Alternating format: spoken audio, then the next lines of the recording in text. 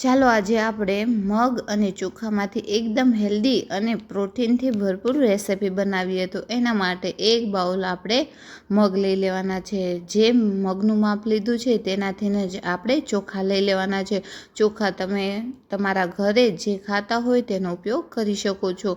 બંને વસ્તુનું એક સરખું માપ રાખવાનું છે. હવે એક મુઠ્ઠી જેટલા સિંગના દાણા આની અંદર નાખી અને આપણે પાણી નાખી અને આને આપણે 3 થી 4 વખત સારું એવું ધોઈ લેવાનું છે. એના અંદરથી જે પાવડર હોય તે બધો જ કાઢી લેવાનો છે. એટલે આ રીતે મસળી અને બધું જ પાણી સારું એવું કાઢી લેવાનું છે. આ રેસીપી તો ખાસ બાળકો માટે જ છે. બાળકો વધારે પડતું ખાવામાં થોડા નખરા કરતા હોય છે, પણ જો તમે એક વખત આ રેસીપી આ વાનગી બનાવી લીધી ને એટલે બધું જ આની અંદરથી તમને પ્રોટીન મળી જશે.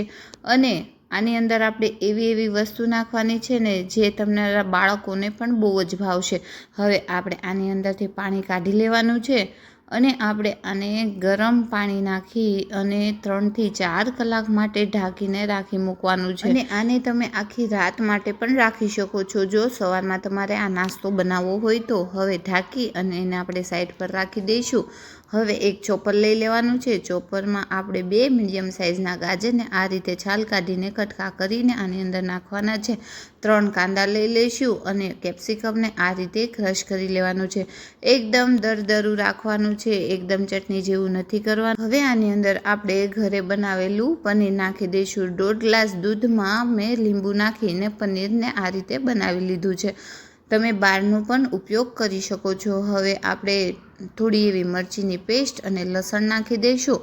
1 વાટકી જેટલા પાલકને મેં આ રીતે કટ કરી અને લીધા છે. તમે આની અંદર ધાણા પણ નાખી શકો છો. અને પાલક જો તમારું બાળક ન ખાતું હોય પણ આ રીતે તમે બનાવી અને એને ખવડાવશો ને એટલે વારંવાર આ નાસ્તો માગશે. તે મારી ગેરંટી છે. મારા બાળકોને આ નાસ્તો ખૂબ જ ભાવે છે. આ વાનગી એટલી ભાવે છે ને કે મોટાને પણ એટલી ભાવે છે અને નાનાને પણ એટલી ભાવે છે. તો અહીં 4 કલાક થઈ ગઈ છે. આપણી બધી જ વસ્તુ સારી એવી સોફ્ટ પણ થઈ ગઈ છે. હવે આપણે ગ્રાઇન્ડિંગ જારની અંદર બધી વસ્તુ નાખી દઈશું અને બધી જ વસ્તુને સારી એવી ક્રશ કરી લેવાની છે. જો તમે આ માપથી બનાવશો ને એટલે 4 માણસો આરામથી ખાઈ શકશે. એટલું આ હેલ્ધી અને એકદમ સરળ પડે તેવો નાસ્તો બને છે. આ તમે ડિનર કે લંચમાં, બપોરના ભોજનમાં અથવા તો રાતના ભોજનમાં પણ તમે લઈ શકો છો. હવે 2 ચમચા આપણે મીડિયમ ખાટું દહીં લઈ લેવાનું છે. જો બહુ ખાટું હોય તો 1 ચમચો નાખવાનું છે. હવે આની અંદર આપણે 2 મરચી નાખી દઈશું અને ટેસ્ટ અકોર્ડિંગ નમક નાખી દઈશું. સ્વાદ અનુસાર મીઠું નાખી અને ઘણા બધા લીલા ધાણા નાખી દઈશું. લીલા ધાણા નાખવા ખૂબ જ જરૂરી છે. એનાથી કલર પણ સારો આવશે અને ટેસ્ટમાં પણ સારું લાગશે. હવે આ રીતનું એકદમ થીક બેટર તૈયાર કરી દઈશું. જેવું ઢોસા બેટર હોય છે ને તેવું જ આપણે આની અંદર રાખવાનું છે. હવે આને આપણે આથો લાવવાની જરૂર નથી. જો તમારે લાવવો હોય તો તમે 4 થી 5 કલાક માટે પણ રાખી શકો છો. પણ હું આ વાનગી ઇન્સ્ટન્ટ બનાવી રહી છું એટલે 1 ચમચી હું ઈનો નાખી રહી છું અને થોડું ઉપર પાણી નાખી દઈશું. હવે બધી જ વસ્તુને સારી એવી મિક્સ કરી દેવાની છે. આનાથી તમારા બાળકને ભરપૂર પ્રોટીન પણ મળશે. એટલે આ વાનગી એક વખત ચોક્કસથી ટ્રાય કરજો. હવે બધી જ વસ્તુને સારી એવી મિક્સ કરી દેવાની છે. આ રીતનું થીક બેટર રાખવાનું છે. વધારે પતલું પણ નહીં અને વધારે જાડું પણ નહીં. હવે ચાલો આપણે આગળની પ્રોસેસ કરીએ.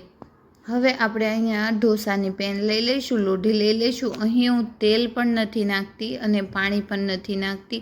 અહીં આપણે 1/2 કાંદો લેવાનો છે અને ફરતો કાંદાને આપણે લગાવી અને ફેલાવી દેવાનો છે. જેનાથી તમારો ઢોસો આસાનીથી ઉઘડી પણ જશે. અહીં મેં પાણી પણ નથી લગાવ્યું અને તેલ પણ નથી લગાવ્યું. હવે આપણે બેટર નાખી ઢોસાને જેમ આપણે ફેલાવીએ છીએ ને તેવી જ રીતે આને ફેલાવી દેવાનું છે. ધ્યાન રાખવાનું છે આ થોડું જાડું રાખવાનું છે. એકદમ ઢોસા જેવું પતલું નથી રાખવાનું. હવે આ રીતે કરી અને ફેલાવી દઈશું. મીડિયમ ગેસ રાખવાનો છે. વધારે ફાસ્ટ પણ નહીં અને વધારે ધીમું પણ નહીં. હવે જે મિશ્રણ આપણે બનાવ્યું છે ને તે આ રીતે ફેલાવી દેવાનું છે. ધ્યાન રાખવાનું છે આની અંદર મેં મીઠું નથી નાખ્યું. જો તમે મીઠું નાખશો ને તો આની અંદરથી પાણી બધું નીકળવા લાગશે. હવે મીઠાની જગ્યાએ આપણે અહીં ચાટ મસાલાને આ રીતે ફેલાવી દેવાનું છે અને 2 થી 3 ચમચી જેટલું ઘી નાખ્યું છે. બાળકો ઘી ખાવામાં થોડી આમ તેમ કરે છે, એટલે જો તમે આ રીતે નાખી અને એને ખવડાવશો ને તો આરામથી તે ઘીની સાથે આ નાસ્તો, આ વાનગી ખાઈ લેશે. હવે અહીં મેં 3 થી 4 મિનિટ માટે એને કૂક થવા દીધું છે. 3 થી 4 મિનિટ પછી તમે જોઈ શકો છો કે નીચેથી એકદમ ક્રિસ્પી થઈ ગયું છે. હવે એને આપણે પલટાવી દેવાનું છે. બંને સાઈડ સારું એવું ચડી જાય ને ત્યાં સુધી ચડવા દેવાનું છે. તાવીથાની મદદથી આ રીતે દબાવી દેવાનું છે, જેનાથી બધું જ વેજીટેબલ સારું આની અંદર ચોંટી જાય. હવે એકદમ પરફેક્ટ થઈ ગયો છે. હવે આની અંદર આપણે ચીઝ નાખી દઈશું. જો તમારે ચીઝ ન નાખવું હોય તો તમે સ્કીપ પણ કરી શકો છો. અને ઉપરથી આપણે લીલા ધાણા નાખી દેવાના છે, જેનાથી વાનગીમાં ટેસ્ટ પણ વધારે સારો આવશે અને દેખાવમાં પણ સારું લાગશે. હવે એને આપણે ફરી 1 થી 2 મિનિટ માટે આમ જ થવા દઈશું ગરમ. ક્રિસ્પી થાય એટલે આ રીતે તાવીથાના મદદથી બંને સાઈડ ફોલ્ડ કરી દઈશું. તો આજની મારી આ મગ અને ચોખાની વાનગી તમને ગમી હોય ને તો એક લાઈક જરૂરથી કરી દેજો. અને હજુ સુધી તમે મારી ચેનલને સબસ્ક્રાઈબ નથી કરીને તો પ્લીઝ મારી ચેનલને સબસ્ક્રાઈબ કરી દેજો અને કોમેન્ટ કરીને જરૂરથી જણાવજો કે તમે મારો વિડીયો ક્યાંથી જોઈ રહ્યા છો.